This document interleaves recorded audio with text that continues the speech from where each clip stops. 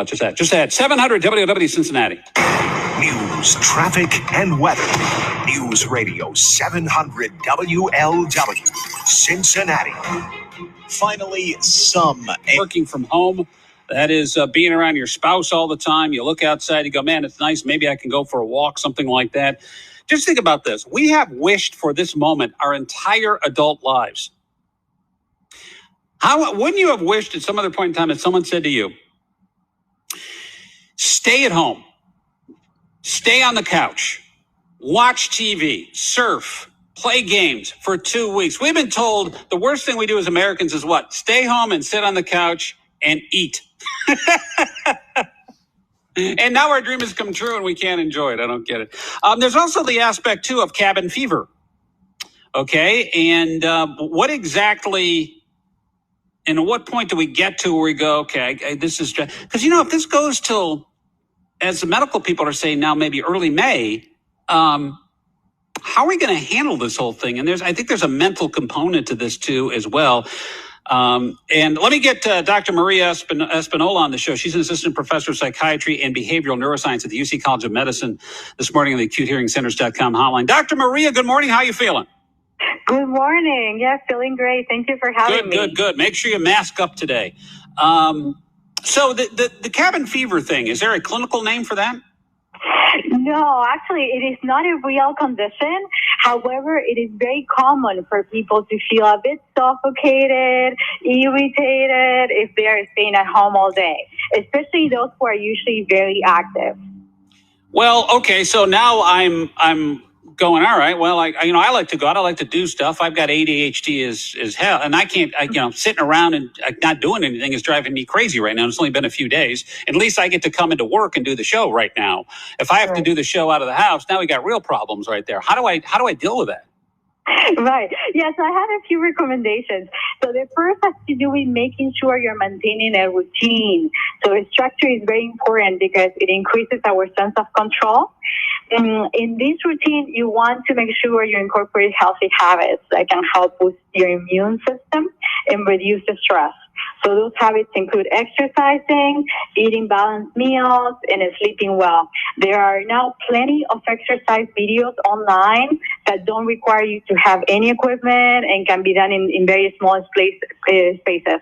So personally, I try to exercise a little bit in the morning, even if it's just doing like squats in front of the TV while watching a show. So I'm not talking about like you're becoming a personal trainer, okay?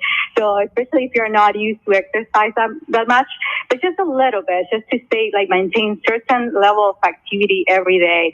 Also, yoga stretches at night can really help you relax and sleep better. Well, also just go for a walk. I mean, they haven't shut the outside down yet. We shut the outside down, we got problems.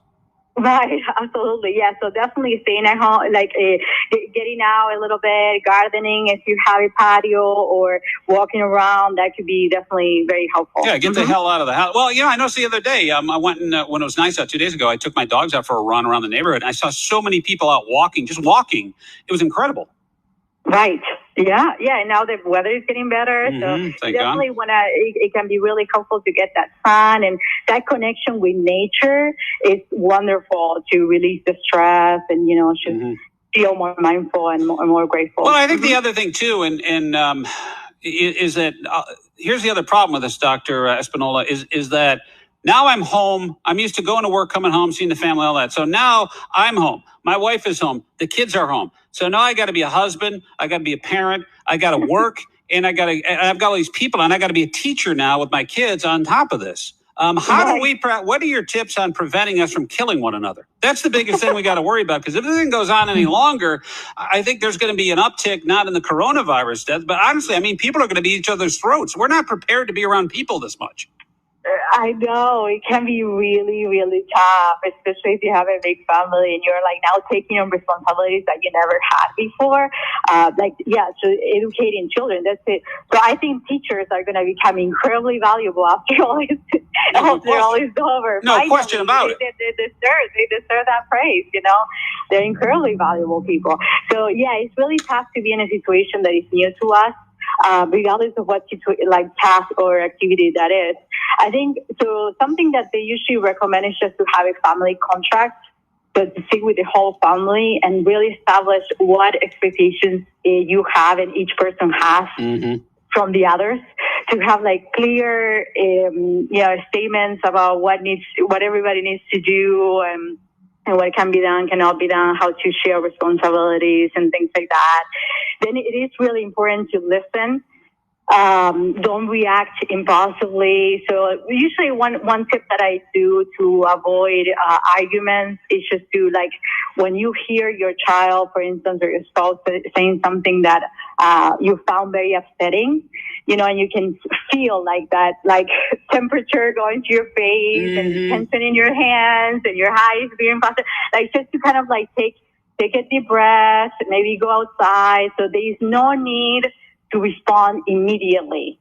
Okay? There is no need. In most cases, unless it's a life-threatening situation, you do not need to respond immediately. You can take your time, go outside, take a cold glass of water, take a cold shower, whatever needed. Go outside, go stand in a sewer pit, somewhere.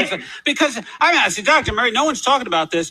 We're not used to being around our family all that much, because everyone's doing different things, running different places. And then we're all stuck together in one place to get, if it's a smaller house, let's say, all of a sudden now you're on top of each other. That makes things worse. Well, I mean, we also want to be creative and see, like, okay, what ways we can find, like, ways to spend quality time with those family members. So, like, to not make everything about, like, tasks and, like, responsibilities, but also fun time.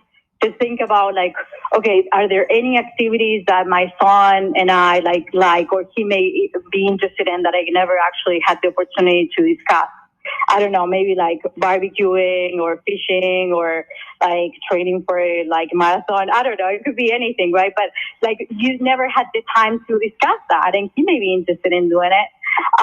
So like just kind of like really think outside the box and just making sure you're taking a step to reach out to family members as a group and also individually. Dr. Maria Spinola, she's an assistant professor of psychiatry and behavioral neuroscience at the UC College of Medicine. I'm with Sloan. Now we're spending a lot of time over the last 2 weeks with each other, locked down in a house with your spouse, your kids, and everyone's on top of each other. And it may not be okay right now, but I'm telling you, if this goes on for a while now, I think it's going to get much, much worse and start to affect personal relations. I really do, because, we're just not used to all being on top of each other 24/7. And that's what we're seeing now, that the home is no longer a home. It's become the home. It's also become a school, and it's become a workplace. And that indeed is going to pose its own set of problems. We're just not used to it. The other extension of this thing too, Dr. Maria, is situational loneliness, right? Is it, if you're younger and let's say unattached, you kind of live by yourself. Your social world is what? It's probably going to work. It's probably going out to maybe the clubs or bars or something like that, or fitness or something in a group, right? Group setting and hanging out. Now your friend base is cut down to the point where you're not supposed to be hanging out together. How do you handle being alone? Yeah, so what is important at this time is to keep physical distance, but not social distance. You still want to keep your social life active. So it could be, so I try to do this every day.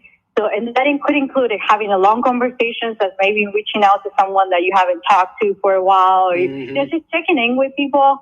Or sometimes it's like sharing a short text with a funny meme. I mean, there are so many funny memes out there right now. It's amazing. So like sometimes you see a funny meme that makes you laugh and you think about a friend who will feel the same way, just sharing it. It will take you 2 seconds and you light up that person's day. So I think it's just being creative too in ways to develop those connections. So making sure you maintain the connections you already have, reach out to people who you haven't connected for a while. And then also there are many people now doing these video chats with multiple people at the same time. Yeah, I guess you could do that, sure. Or like a gaming platform, right? You can do that still. Absolutely. Yeah, that's easy. That's pretty easy. Final question for you, Dr. Maria. Now that it looks like the worst of this is over, why in the hell were you hoarding all the toilet paper? What was that? I talked to some lady in Spain who says Cincinnati, and she's there. They have bidets there. They don't have any toilet paper. What are we doing here? It's Maria. I know. Yeah. That was a funny reaction that people had. It really has to do with sense of control. Yeah. And then also anxiety. I mean, this builds up a lot of anxiety, and anxiety is also related to GI problems. So that may be another reason. Well, we're also eating a lot more than we used to because we hoarded all this food, and it's got to go. And now you're eating all this bad food and just going to the bathroom. We've like turned into Canada geese. We eat and poop. That's all we do. So I think people want to be prepared for that. Mm-hmm. Yeah. All right, doctor. Thanks again for joining me on the show this morning. All the best to you. Stay safe and appreciate the time. Of course, you too. Thank you so much. Dr. Maria Spinola, she's over at UC College of Medicine. Well, fortunately, I think the toilet paper crisis is gone. But you know what? In some ways, it's just beginning. What?